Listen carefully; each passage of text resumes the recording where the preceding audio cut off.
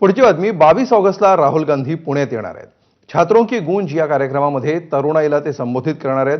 राहुल गांधींच्या याच कार्यक्रमाबाबत मुख्यमंत्री फडणवीसांनी गंभीर आरोप केलाय। काँग्रेस नेत्यांच्या महाविद्यालयातील मुलींशीच राहुल गांधी संवाद साधणार असल्याचा आरोप फडणवीसांनी केलाय।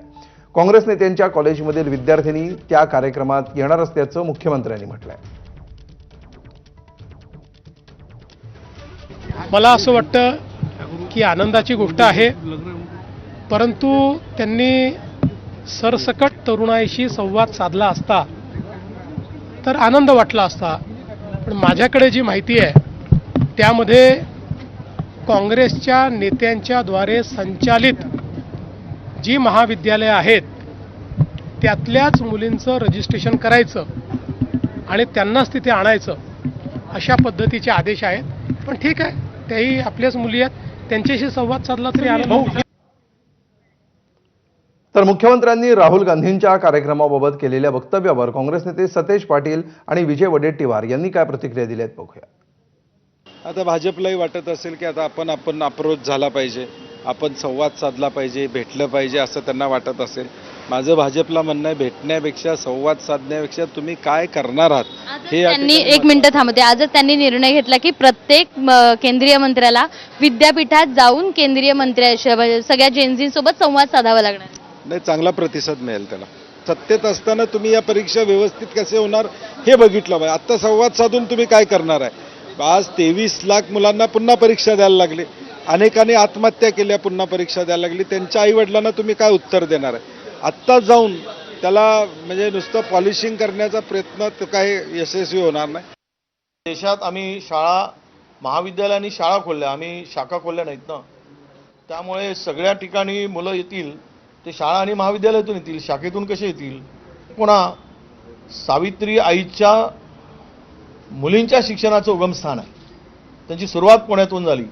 महिलांचे हक्क आणि मुलींचं शिक्षण, महिलांच्या शिक्षणाला त्यांनी सुरुवात केली। त्याला विरोध करणारी मंडळी जी आहे त्यांना आपण काय बोलू शकतो? पण मला असं मुख्यमंत्र्यांना सांगायचं आहे की आम्ही इथे केवळ काँग्रेसच्याच संस्थांमधून मुलं येत नाहीत, तर राहुलजींच्या बरोबर या पुणे आणि परिसरातील आणि महाराष्ट्रातील सर्व मुली येण्यासाठी उत्सुक आहेत। असं हे शाखेमध्ये शिक्षण नाही ना, त्यामुळे हे शिक्षणासाठी, शिक्षण घेणाऱ्यांसाठी त्यांच्याबरोबरचा संवाद आहे। तर ज्या विद्यार्थिनींनी या कार्यक्रमासाठी नोंदणी केली आहे त्यांच्याशी संवाद साधलाय आमच्या प्रतिनिधींनी। ॲडमिशन घेताना ज्यांच्याकडे बँक बॅलन्स आहे किंवा ज्यांचे नेते वगैरे त्यांची पण मुले असतात आणि गोरगरिबांची पण मुले असतात, तर मग ॲडमिशनच्या वेळेस त्यांना जास्त प्राधान्य दिले जाते, कारण की त्यांच्याकडे बँक बॅलन्स जास्त असतो। आणि जे गरीब घराण्यातले आले असतात त्यांना थोडं साईडला थांबवलं जातं आणि त्यांना लवकर ॲडमिशन दिलं जातं। तर जेव्हा तिथे कार्यक्रम आहे 20 तारखेला, तर मी त्यांना राहुल गांधींना असं विचारावंसं वाटतं की जे असं हे चाललंय तर तिथे आम्हाला समान हक्क तुम्ही मिळवून द्याल का? माझा राहुल गांधी सर यांना प्रश्न आहे की तुमच्या काळामध्ये स्त्रियांसाठी शिक्षण ही कशी सिस्टीम होती, म्हणजे एज्युकेशन सिस्टम कशी होती? मी राहुल गांधींना प्रश्न विचारू शकते की तुम्ही लग्न का नाही केलं? का तुला हा प्रश्न का विचारायचा आहे त्यांना? मी सध्याची परिस्थिती पाहता, बाजूचं वातावरण पाहता सर्व हे बनलं आहे देश, तर त्यांनी लग्न मुली मिळत नाहीये, मग राहुल गांधींना मुलगी मिळाली नाही असं म्हणायचं तुला? असं नाही म्हणायचं, पण एवढं देश विकसित झाला आहे पण त्यांनी लग्न का केलं नाही असा माझा प्रश्न आहे। मला असं म्हणजे राहुल गांधी सरांना असं विचारायचं आहे की आत्ताचं एज्युकेशन आणि तुमच्या काळातलं एज्युकेशन याच्यात काय बदल होता?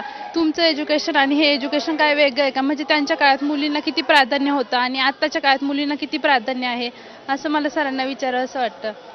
भारतामध्ये मुली सेफ्टी नाही आहेत, त्यामुळे तुम्ही काय कराल? कारण रात्रीच्या मुली बाहेर फिरू शकत नाही, कुठे जाऊ शकत नाही, त्यामुळे तुम्ही काय करणार? काय करणार? हां, त्यांनी काय करावं अशी अपेक्षा आहे? मुली सेफ्टी राहावं, कारण रात्रीची मुली बाहेर फिरू शकत नाही, कुठे जाऊ शकत नाही, कारण बलात्काराचे लय मोठे प्रॉब्लेम होतात, त्यामुळे तुम्ही आम्हाला सेफ्टी हे करा। तर नेव्हिल डिसूजा मैदानाचं प्रदर्शन केंद्र बनवण्याच्या मनपाच्या निर्णयाविरोधात